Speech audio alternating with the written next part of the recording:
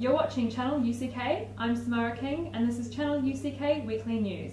Coming up on today's programme, Zoe interviews a teaching chef at Jamie Oliver's successful teaching restaurant Recipes to find out how he paved his way to a culinary career.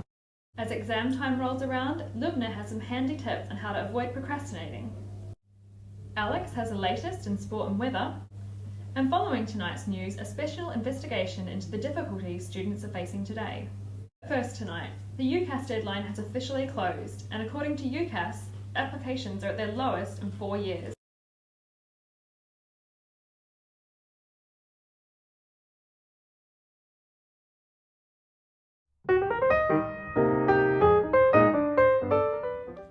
Hi students, as we're in exam period, I think the word procrastination comes more and more in your vocabulary and in your mind. So in this beginning of 2014, I'm sure you all took some good resolutions and you're ready to make a change. The change that will give you better marks and better grades and leaving you even more free time. So I'm here today to give you some tips about how to stop procrastinating. So step 1, get tidy. Clear your desk so that at least 3/4 of it is empty space, and then the remaining 25% has to be your stationery and your important. Okay, step 2, the most important is that you get organized. So take a piece of paper and a pen and make a list with the tasks that you want to do today, all the deadlines, and you can even add some personal stuff such as sports, society trips, or volunteering, anything that you want to do. Then step 3, get prepared. Get some food and drinks to make sure you don't have to give yourself excuses to stand up, and decide what are the 2 most important tasks that you absolutely have to get done today. Step 4, get started. So it's rare to find yourself in a mindset like, oh, I really want to do my essay today, but if it doesn't work, if you can't start, use a timer. Put a timer in your phone, and during 5 minutes, just stick to the task that you have to do for this 5 minutes.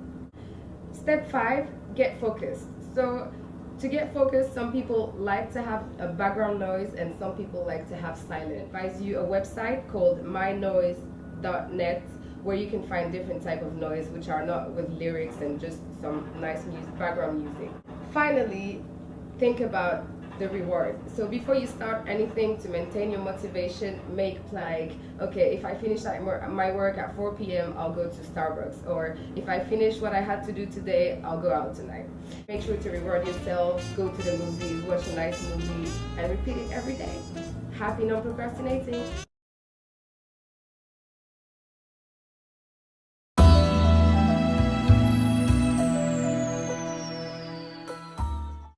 Hello everyone, welcome to Student Investigation. I'm Alexander Anthony and you are watching UCK News. It's a stressful time of the year to be a university student. With the exams coming, libraries are full of students. Because of the pressure, some students decide to get some extra help, but it's not from the professors. Ritalin, modafinil are one of the drugs that students take to increase their performances and keep their brain activated. Drugs, or smart drugs, as they are called, affects more and more students each year. We are going to look at this issue with our reporters Hannah Galina and Lubna Chattha. How many cups of coffee do you drink a day? What about tea or Red Bull? How do you cope with the stress? Increasing numbers of students are turning to study drugs to cope with the workload and the stress of exams. These drugs are widely known as mood and memory enhancing drugs, which was originally approved to treat depression, chronic fatigue, and Parkinson's disease.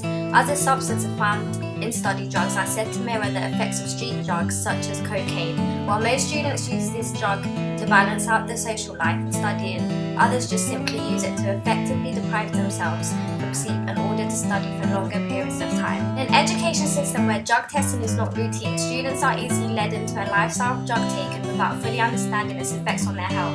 While it's very hard to find these drugs on prescription, it is easily found on the world's uncontrollable drugstore that is the internet.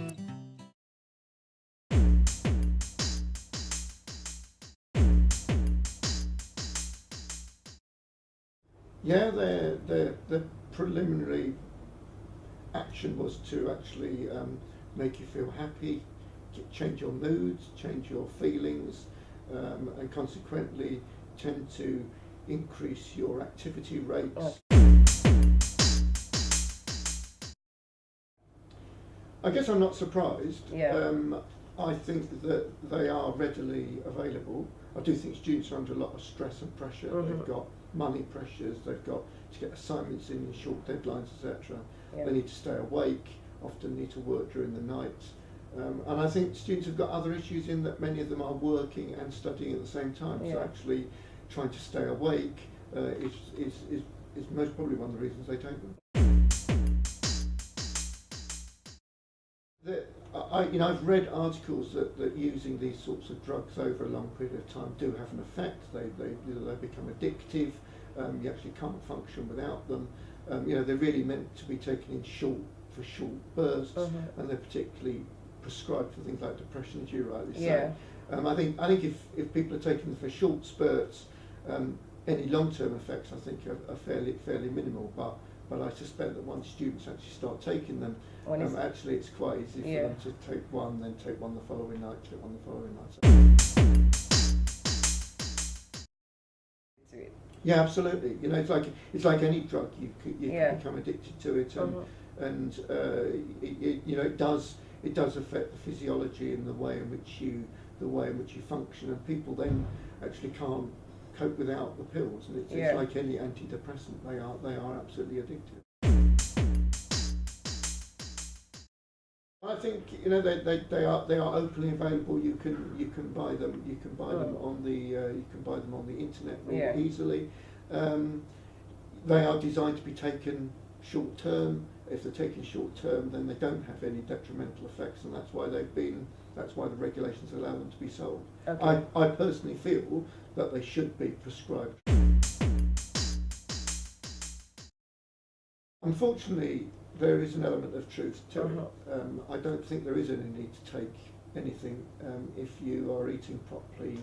But there are lots of pressures on young people these days. Many more pressures, I think, than there were when I went to university years ago. There are a lot more pressures, and people have got to work, and there's a lot of peer pressure to succeed. If you don't get a 2-1, the probability of getting a job is tough, particularly in places like London here. So I think there's a lot of pressure on people. You think you have it tough trying to balance your studies with your social life. Eunice is 26, studying journalism full-time and a single mother. We spoke to her today about her life as a